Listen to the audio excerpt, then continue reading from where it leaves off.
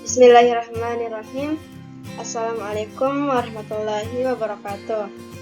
Saya atas nama Aulia Al-Giptiyah dari jurusan Pendidikan Matematika kelas B. Di sini saya akan menjelaskan tentang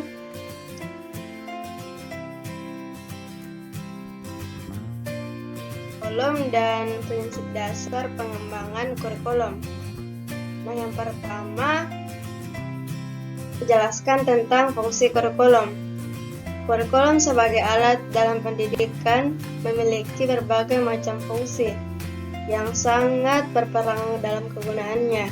Fungsi kurikulum yaitu yang pertama, fungsi penyelesaian, di mana kurikulum berfungsi sebagai penyelesaian adalah kemampuan untuk menyesuaikan diri dengan perubahan yang terjadi di lingkungannya, karena lingkungan bersifat dinamis, artinya dapat berubah-ubah. Kemudian yang kedua yaitu fungsi integrasi, yaitu kurikulum berfungsi sebagai penyelesaian, mengandung makna bahwa kurikulum merupakan alat pendidikan yang mampu menghasilkan pribadi-pribadi yang utuh yang dapat dibutuhkan dan berintegrasi di masyarakat. Kemudian yang ketiga, fungsi diferensiasi, yaitu kurikulum berfungsi sebagai diferensiasi adalah alat yang memberikan pelayanan dari berbagai perbedaan di setiap siswa yang harus dihargai dan dilayani. Kemudian yang keempat, fungsi persiapan, yaitu kurikulum berfungsi sebagai persiapan yang mengandung makna bahwa kurikulum sebagai alat pendidikan mampu mempersiapkan siswa ke jenjang selanjutnya dan juga dapat mempersiapkan diri dapat hidup dalam masyarakat jika tidak melanjutkan pendidikan. Kemudian yang kelima, fungsi pemilihan, di mana kurikulum berfungsi sebagai pemilihan adalah memberikan kesempatan bagi siswa untuk menentukan pilihan program belajar yang sesuai dengan minat dan bakatnya.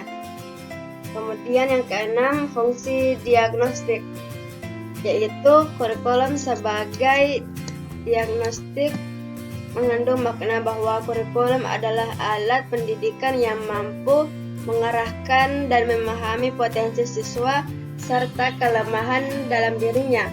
Jika telah memahami potensi dan mengetahui kelemahannya, maka diharapkan siswa dapat mengembangkan potensi dan memperbaiki kelemahannya. Kemudian selanjutnya yaitu prinsip dasar pengembangan kurikulum.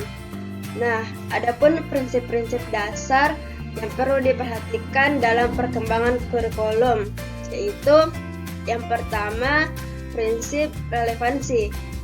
Istilah relevansi pendidikan dapat diartikan sebagai kesesuaian atau keserasian pendidikan dengan tuntutan kehidupan. Pendidikan dipandang relevan bila hasil yang diperoleh dari pendidikan tersebut berguna dan fungsional bagi kehidupan. Masalah relevansi pendidikan dengan kehidupan dapat ditinjau dari beberapa aspek.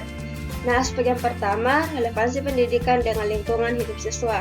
Kemudian aspek yang kedua, relevansi dengan perkembangan kehidupan masa sekarang dan masa yang akan datang. Kemudian masa relevansi dengan tuntutan dalam. Kemudian yang kedua, prinsip efektivitas. Efektivitas dalam suatu kegiatan berkenaan dengan seberapa jauh apa yang direncanakan atau diinginkan dapat dilaksanakan atau dicapai. Efektivitas kurikulum dapat ditinjau dari dua aspek. Yang pertama, aspek efektivitas membelajarkan, terutama menyangkut sejauh mana jenis-jenis kegiatan pembelajaran yang direncanakan dapat dilaksanakan dengan baik. Kemudian, masa efektivitas belajar siswa. Nah, yang ketiga, prinsip kontinuitas. Kontinuitas atau kesinambungan dimaksudkan saling berhubungan antara berbagai tingkatan.